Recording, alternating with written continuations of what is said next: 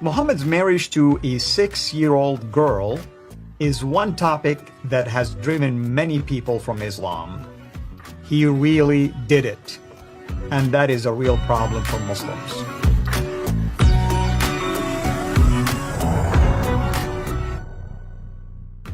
Who is Aisha? Well, with me here, our dear brother David Wood, that we, myself and him, will begin to unpack the story and the connection between a woman, a young woman, if I may add, named Aisha, and the Prophet of Islam, Muhammad, because this story, once you have collected all the facts and you have examined all the sources, especially Islamic sources, about the connection between the two and the relationship between the two, I think you are going to find it to be very disturbing. So today we are going to talk about what's the problem in this particular relationship or story. David, welcome.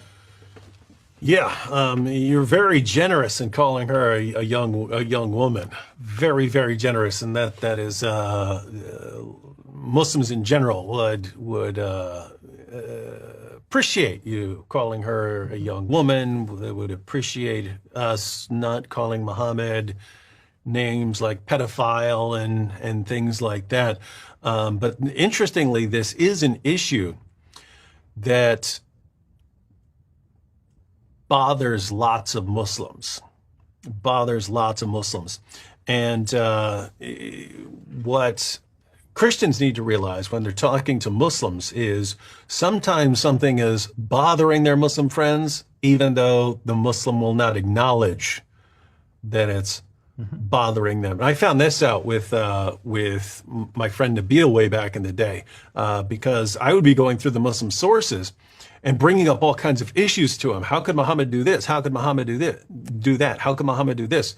And he never showed that he was bothered by these issues until after he became a Christian. That's when he told me that certain things were really, really bothering him, even though he wasn't acknowledging it. So the thing that he said really, really bothered him was the issue of taking women and girls as sex slaves after a battle. And he said, I was just thinking, if this were my mother or my sister or something like this, is that something that God's going to say is okay? But I remember when I brought it up to him, he acted like this was no problem at all. And yet later he admitted it was really bothering him. And this is the issue of Muhammad and Aisha is one of those issues where people who have left Islam, lots of them will say that this was something that really started bothering them, Muhammad and Aisha. So for anyone who happens to be new to this, the idea here is that according to Islam's most trusted sources, and in our other videos in this series, we'll be going into more detail, looking at the sources more closely. But according to Islam's most trusted sources, Muhammad, the Prophet of Islam, had sex with a 9-year-old girl. He married her when she was 6 or 7. He consummated the marriage when she was 9. And the main issue here is that Muhammad, as you know, is the pattern of conduct for Muslims. Right. And so the man who serves as the general pattern of conduct, the person you are supposed to emulate and imitate in Islam, had sex with a 9-year-old girl. And Muslims try to imitate Muhammad in every way possible, like up to and including how they go to the bathroom. They're trying to imitate Muhammad in every aspect of life. And then we find out that their ideal pattern of conduct had sex with a girl who was 9 years old. And this has led to ongoing problems in the Muslim world, because there are places in the Muslim world where either they won't make laws against having sex with, a young girl. I mean, marrying and consummating the marriage with a young girl who's 8 or 9 years old, or even if they make a rule or make a law, they don't really enforce it. because you just can't go around enforcing a law where people are going to be in an uproar because by charging someone with a crime over this, you'd actually be insulting Muhammad. But just to show everyone what we mean, let's just read one passage. Let's go ahead and read one passage from the Muslim sources. We'll be reading more later on, but this is from Sahih al-Bukhari. It's number 5153. But right before Sahih al-Bukhari 5153, we have a chapter heading, and it gives a little background as to how this hadith is being used. So notice the chapter heading. This is Islam's most trusted source on the life and teachings of Muhammad. The title of the chapter is Giving One's Young Children in Marriage is Permissible. You say, why is it permissible? He says, by virtue of the statement of Allah, and for those who have no monthly courses, i.e. they are still immature, that's Surah 65, verse 4 of the Quran.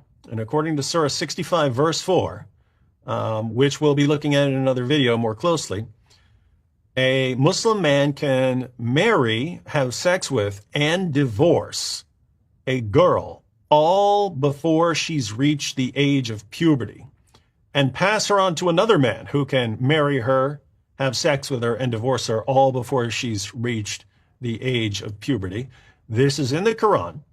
And then we see in the iddah, that's a waiting period when you've divorced a girl after having sex with her.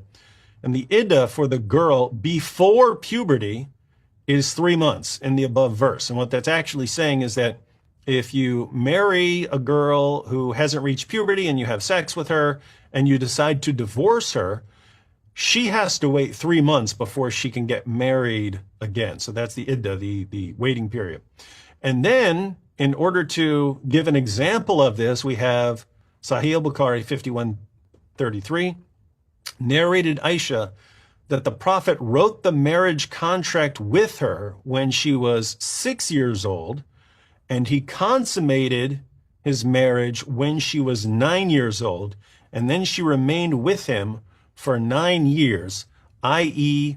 till his death.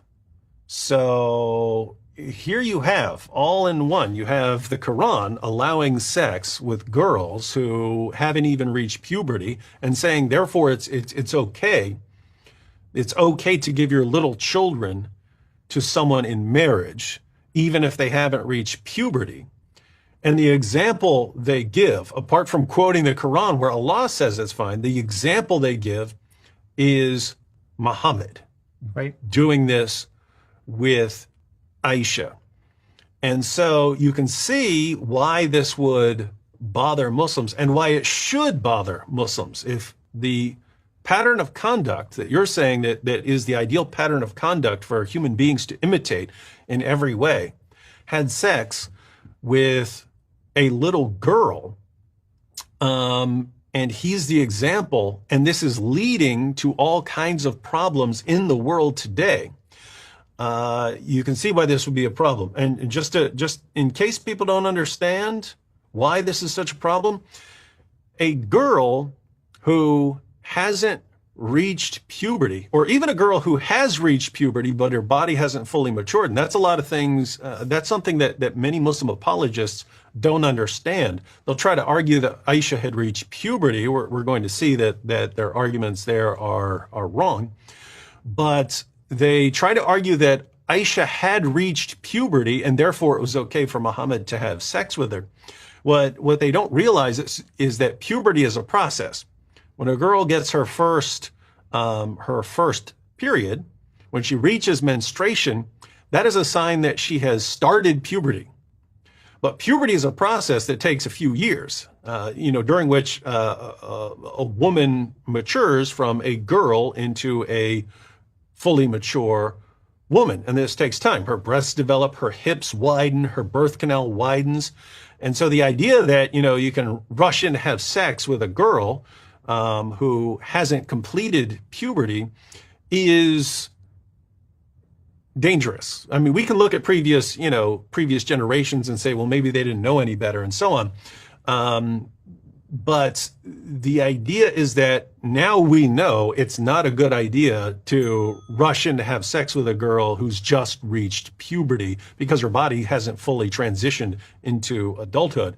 But it's even more dangerous, significantly more dangerous, to start having sex with a girl who hasn't reached puberty because,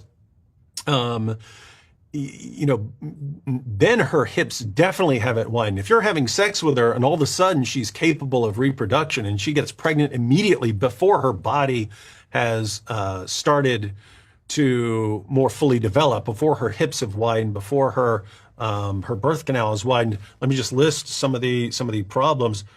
Rates of toxemia, sepsis, obstructed and prolonged labor, hemorrhaging, and fistulas all increase significantly for very young mothers. So there are all sorts of medical problems, both for the baby and for the mother, if girls that young become pregnant.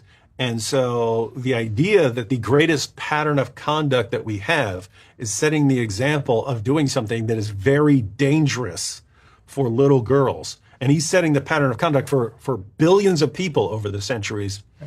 We can see why we've got a problem here. So it makes sense for Muslims to be bothered by this and disturbed by this, and definitely makes sense for non-Muslims to look at this and say, wait a minute, if this man is supposedly the pattern of conduct for humanity according to your God and according to the revelation that he delivered, we've got a reason not to trust that revelation. We've got a reason to say, hey, this doesn't look like it's something from God. Why would God be affirming that you're going to have sex with prepubescent girls and then giving us his pattern of conduct, a man like Mahomet who had sex with a little girl and who justified it by saying that he'd gotten a vision, right? He said he had a dream where Allah was giving Aisha to him. Now, I don't know about you, Al, but if I had a dream where someone was giving me a 6-year-old girl, I would not think that was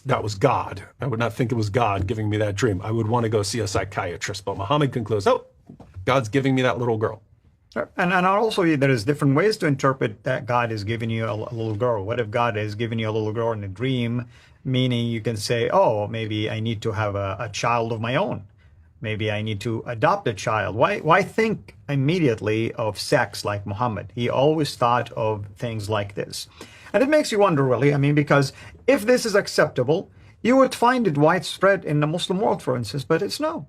There are families, Muslim families, that are not going to accept the idea that you're an old man marrying my young daughter. And even if we bring Muhammad, they'll always try to justify it and say, well, he's a prophet, he's special. They always try to weasel their way out of it for the right reasons. You can't really blame them for being embarrassed by something like this. Mm-hmm. So everybody, hopefully you can see why this series is going to be important. Throughout this series, we're going to talk about one topic at a time, and we'll deal even with objections and ways to respond to these objections. But the main thing that I want to point out to you is that David is using Islamic sources, as you can see. They have the Arabic and the English, and my job here is to assure you that I will correspond with David about the Arabic, and this is why he and I are working on this, so that no one is claiming that, well, David doesn't speak Arabic, or David is not an Arab, or it doesn't work that way. Our point here is not to attack the Arabic. Our point here is to raise the flag about a practice that is absolutely disgusting, to say the least. So hopefully everyone will be watching this series, and also we encourage you to share it with others, because in the story of my own wife, she came to Christ because of this story when people began to point it out to her. Even though she did not show signs of being disturbed, she was troubled by it, and later confessed that it was definitely troublesome to her to know that her prophet did something like this. Thank you, David. Mm-hmm. Thank you, everyone. Until next time, have a blessed day.